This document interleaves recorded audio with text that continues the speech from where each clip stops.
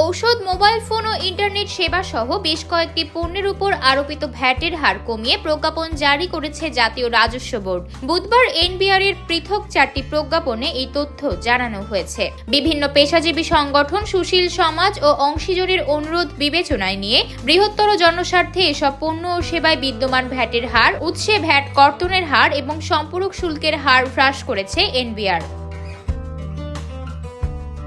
সব জনগোষ্ঠীর জন্য চিকিৎসা সেবাকে আরও সহজতর করার লক্ষ্যে ওষুধ শিল্পের ওপর ব্যবসায়িক পর্যায়ে বৃদ্ধি করা ভ্যাটের হার সম্পূর্ণ প্রত্যাহার করে আগের হার 2.4% বলবৎ রাখা হয়েছে।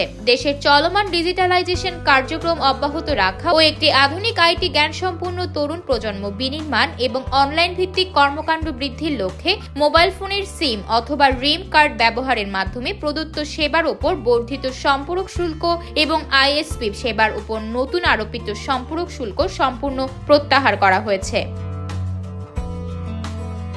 দেশের বৃহৎ জনগোষ্ঠীর জন্য সুলভ মূল্যে রেস্তোরাঁয় খাবার গ্রহণের সুবিধার্থে 3 স্টার, 4 স্টার এবং 5 স্টার হোটেল ব্যতীত অন্য সব রেস্তোরাঁয় অতিরিক্ত আরোপিত ভ্যাট সম্পূর্ণ প্রত্যাহার করা হয়েছে।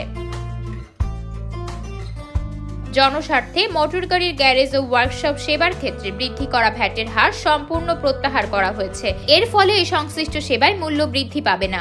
একই বিবেচনায় নিজস্ব ব্র্যান্ডের তৈরি পোশাক ব্যতীত অন্যান্য পোশাক বিপণনের উপর অতিরিক্ত আরোপিত ভ্যাট সম্পূর্ণ প্রত্যাহার করা হয়েছে। এছাড়া non AC hotel, Mishtanna Bhandar ও নিজস্ব ব্র্যান্ডের তৈরি পোশাক বিপণনের ক্ষেত্রে সেবার ভ্যাটের হার 15% থেকে হ্রাস করে 10% নির্ধারণ করা হয়েছে।